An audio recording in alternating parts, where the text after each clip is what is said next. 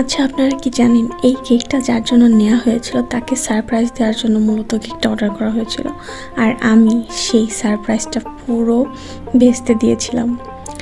এখন কিভাবে কি হলো এটা জানতে হলে কিন্তু সম্পূর্ণ ভিডিওটা অবশ্যই দেখতে হবে। সো মনোযোগ দিয়ে সঙ্গে থাকুন।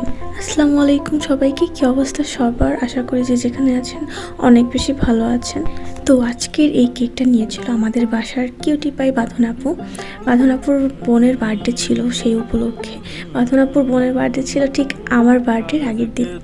তো এই কেকটা ছিল ভ্যানিলা ফ্লেভার 1 পাউন্ডের একটা কাস্টমাইজ কেক, যেটার ডিজাইন আপু ইউটিউব থেকে শুরু করে আরও বেশ কয়েকটা জায়গায় মানে 2-3টা কেকের সংমিশ্রণে আর কি করা হয়েছিল, আর আমার কিছু এক্সট্রা সংযোজন ছিল, যেখানে দুই বোন খুবই কাছাকাছি আছে এবং থিমটা এমন যে দেখলেই বোঝা যাবে যে দুই বোনের মধ্যে যে বন্ধন বা বোনের মধ্যে যে ভালোবাসা সব কিছু একদম ফুটে ওঠে।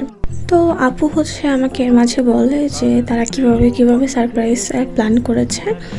তো আমি শুনে খুবই ভালো লাগছিল। অ্যাকচুয়ালি কাউকে যখন সারপ্রাইজের গল্প শুনি আমি খুবই এক্সাইটেড হয়ে যাই, আমি একদম ওই গল্পের মধ্যে ঢুকে যাই, এরকম একটা ব্যাপার একদম চোখের সামনে ভিডিও ক্লিপ আকারে যেন প্রদর্শিত হয়ে যায়। তো কেকটা যেহেতু কাস্টমাইজ ছিল, আমি হচ্ছে একটু টেনশনে ছিলাম যে যেমন চাচ্ছে তেমন পারবো কি না, কারণ হচ্ছে কাস্টমাইজ কেক হলে এতটুকু টেনশন অ্যাকচুয়ালি কাজ করেই থাকে আমার ভিতরে। তো আলহামদুলিল্লাহ করেছিলাম অ্যান্ড আপুরও অনেক বেশি পছন্দ হয়েছিল, আর কেকটাও টাইমলি দিয়ে দিয়েছি যখন আপুর আর কি লাগবে। কিন্তু সমস্যা করেছি আমি এমন একটা জায়গায়, আপু হচ্ছে তার বোনের বার্থডের কেকটা আগের দিন নিয়েছিল, কেননা তার রাত 12টায় হচ্ছে সারপ্রাইজ দিবে অ্যান্ড 12টায় কেকটা কাটা হবে।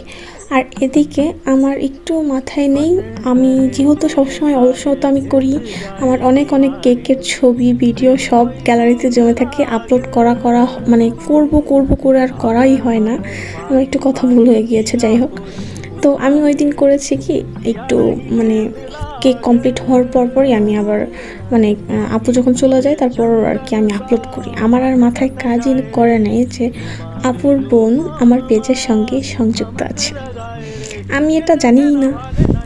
এখন আপু আমাকে তো মেসেজ দিচ্ছে যে ইশরাত তোর খবর আছে, তোরে পাইছি, মানে পারলে আমারে পিটায়। আমি যখন বুঝতে পারছি যে হ্যাঁ আপুর বোন দেখে ফেলছে, আপু দেখার আগেই পোস্টটা অ্যান্ড বলছে তোমরা যে সারপ্রাইজ দিবা প্ল্যান করছো, আমি তো প্ল্যান জানা গেছি।